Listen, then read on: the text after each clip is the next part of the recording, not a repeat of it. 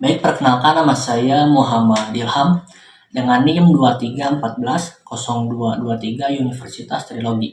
Nah, yang mana pada kesempatan kali ini saya akan membuat video pembelajaran mengenai materi kurikulum merdeka di sekolah dasar untuk memenuhi tugas ulangan tengah semester mata kuliah profil pembelajaran Pancasila dengan dosen pengampu Ibu Febrianti Yuli Satriani, SPDI MPD. Dan yang mana ada beberapa materi yang akan saya bahas pada kesempatan kali ini. Yang pertama itu ada pengertian kurikulum merdeka. Dan yang kedua ada urgensi implementasi kurikulum merdeka. Dan yang ketiga ada landasan penerapan kurikulum merdeka. Dan yang keempat ada kelebihan dan kekurangan kurikulum merdeka. Dan yang terakhir itu ada penerapan implementasi kurikulum merdeka di Indonesia. Baik, untuk materi yang pertama itu ada pengertian kurikulum merdeka. Nah, yang mana kurikulum merdeka adalah pendekatan pendidikan yang ditujukan untuk memberikan kebebasan kepada sekolah dan guru dalam merancang dan melaksanakan proses pembelajaran yang sesuai dengan karakteristik dan kebutuhan siswa. Dan yang mana kurikulum ini menekankan pada pengembangan kompetensi dan karakter siswa secara menyeluruh dengan memberikan ruang untuk inovasi dan kreativitas dalam pembelajaran. Dan untuk materi yang kedua ada urgensi implementasi kurikulum merdeka.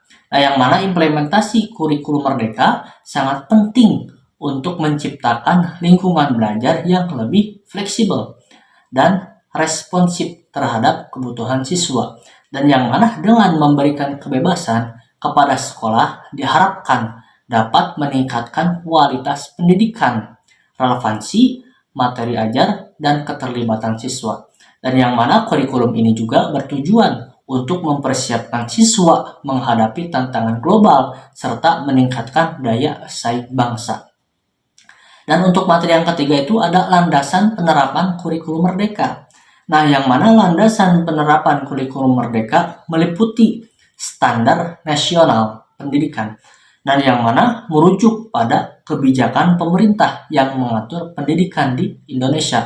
Dan yang kedua ada konteks lokal. Nah, yang mana ini mempertimbangkan kondisi dan karakteristik daerah masing-masing yang mempengaruhi proses belajar mengajar. Dan yang ketiga ada prinsip pembelajaran. Nah, yang mana ini menekankan pada pembelajaran yang aktif, kolaboratif, dan berbasis pada pengalaman nyata. Nah, untuk materi yang keempat itu ada kelebihan dan kekurangan kurikulum merdeka. Nah, yang pertama itu ada kelebihan. Nah, untuk kelebihan itu yang pertama ada fleksibilitas. Nah, yang mana sekolah memiliki kebebasan dalam merancang kurikulum yang sesuai dengan kebutuhan siswa.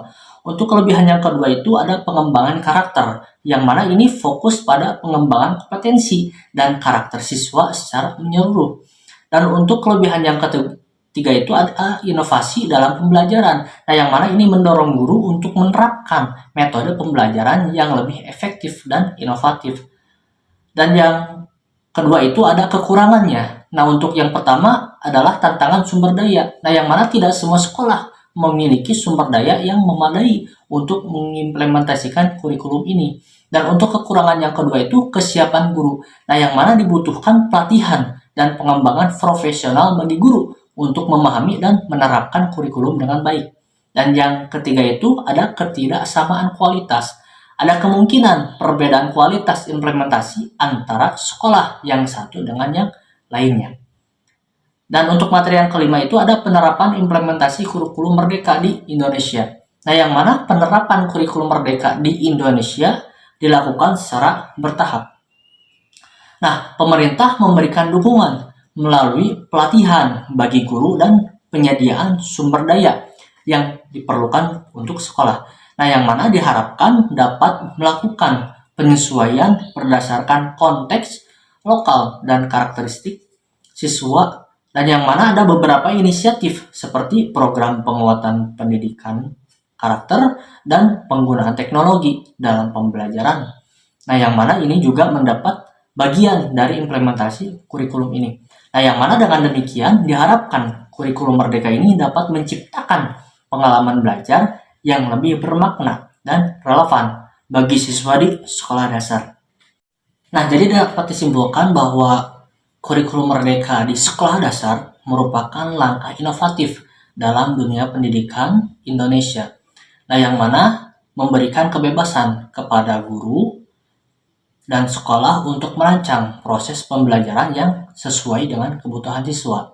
Dan implementasi kurikulum ini sangat penting untuk meningkatkan kualitas pendidikan, relevansi materi ajar, dan keterlibatan siswa dalam belajar. Nah, meskipun memiliki kelebihan seperti fleksibilitas dan fokus pada pengembangan karakter, kurikulum merdeka juga menghadapi tantangan, termasuk kesiapan sumber daya dan pelatihan guru. Nah, sekian video pembelajaran dari saya. Semoga apa yang telah saya sampaikan menjadi manfaat buat kalian semuanya. Mohon maaf apabila ada kesalahan maupun ada kekurangan dalam segi pembahasan. Mohon dimaafkan. Wabillahi taufiq wal hidayah. Wassalamualaikum warahmatullahi wabarakatuh.